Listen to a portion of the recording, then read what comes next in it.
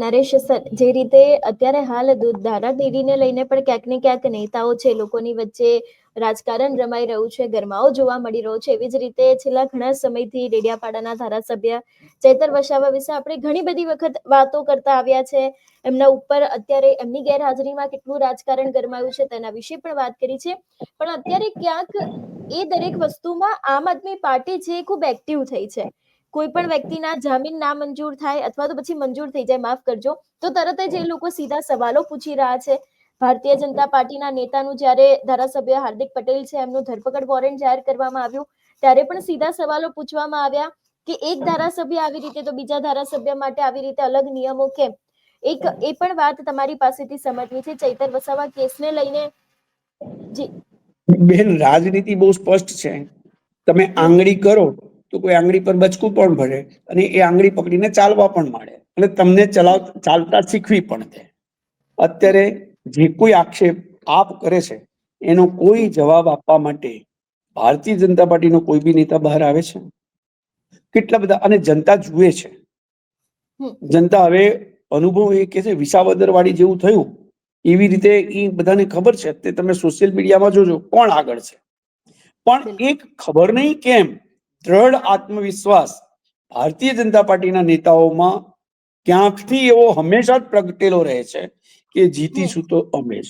આ જુઓ, વિકાસ પેનલ અને એની સામેની મેન્ડેટ વાળી પેનલ, અમે જીતીશું, અમે જીતીશું. પણ અંદર ખાનેથી તમે જે કીધું એવું આપ જે ચાલી રહ્યું છે, અત્યારે કોંગ્રેસ ત્રીજા ક્રમે આવે છે. ભારતીય જનતા પાર્ટીના એન્ટી ઇન્કમ્બન્સીનો ફાયદો આપ લઈ રહ્યું છે. અલગ વાત છે કે આપ પાસે ગોપાલ ઇટાલિયા, ચૈતર વસાવા, ઈશુદાન ગઢવી એવા ગણ્યા ગાંઠ્યા 5-7 ચહેરા છે કે જે મૂડી બન્યા છે, કેપિટલ બન્યા છે.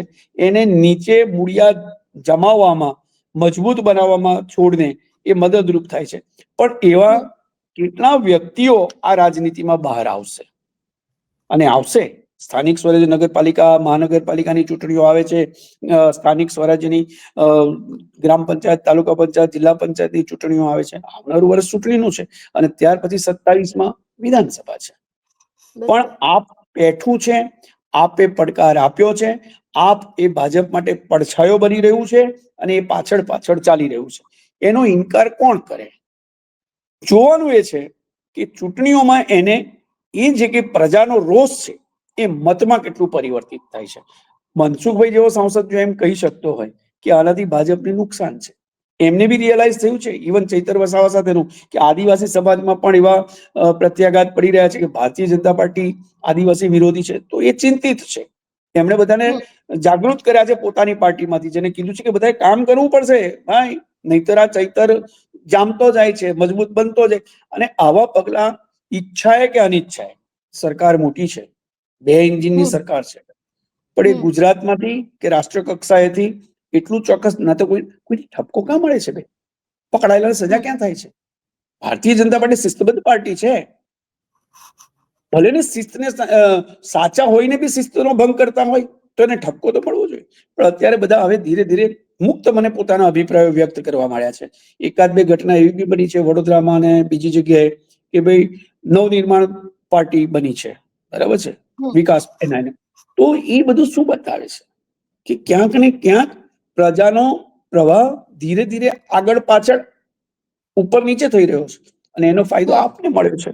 અત્યારે તો તમારી મારી સામે એક જ એ છે ઉદાહરણ વિસાવદરનું, પણ બીજા કઈ ચૂંટણીઓ થઈ નથી ખબર, બીજે ખબર પડતી જશે.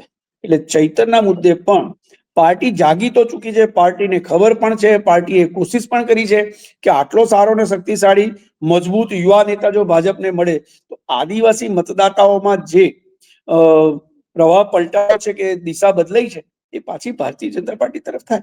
પણ એ શક્ય નથી બનતું અને એના વિકલ્પની પાસે કશું છે પણ નહીં કે પ્રદેશ કક્ષામાં પણ આજે આપણી પાસે પ્રદેશ પ્રમુખ પાટીલ સાહેબ કહી ચુક્યા છે કે હવે મારા પછી નવો પ્રમુખ છે, હમણાં આવશે, પછી આવશે. પ્રદેશ રાષ્ટ્ર કક્ષાએ પ્રમુખની નિમણૂક નથી થતી. પાર્ટીને પૂર્ણકાલીન સંગઠન નથી મળ્યું અને એ પણ આ બધામાં ગૂંચવાયા પછીનું છે. તો જેટલું આટલું વિલંબ થતો જશે એટલું ભારતીય જનતા પાર્ટીને નુકસાન થઈ જવાનું છે. એ પછી ચૈતરના મુદ્દે હોય એ બીજા કોઈ મુદ્દે હોય, ઘણા બધા છે. જુઓ, નાના નાના મુદ્દા હવે પબ્લિક ખુલીને બહાર આવીને બોલી રહી છે, અને અસંખ્ય મુદ્દાઓ છે જે એન્ટી ઇન્કમ્બન્સીની અંદર પક્ષની વિરુદ્ધ જઈ રહ્યા છે, સરકારની વિરુદ્ધ જઈ રહ્યા છે. સરકારમાં મુખ્યમંત્રી તો બહુ સારા છે, પ્રમાણિક છે, સાલસ છે. એ તો બોલ્ડલી અને બહુ ફ્રેન્કલી કહી દે છે કે ભાઈ આ પત્રકારો છે બોલે છે તો એ આપણી ફેવરમાં બોલે છે, આપણે સમજવું જોઈએ, આપણે બદલાવવું જોઈએ. પણ એ મુખ્યમંત્રી શ્રીને પણ કેટલા ફોલો કરે છે, ઓબે કરે છે, એ પ્રશ્ન છે. એટલે આ પરિસ્થિતિની અંદર અત્યારે ગુજરાતના રાજકારણમાં બહુ જ તરલ પરિસ્થિતિની અંદર રાજનીતિ રહી છે. ક્યારે શું બદલાશે, શું પરિવર્તન આવશે, એનું પ્રિડિક્શન કરવું કઠિન બની ગયું છે.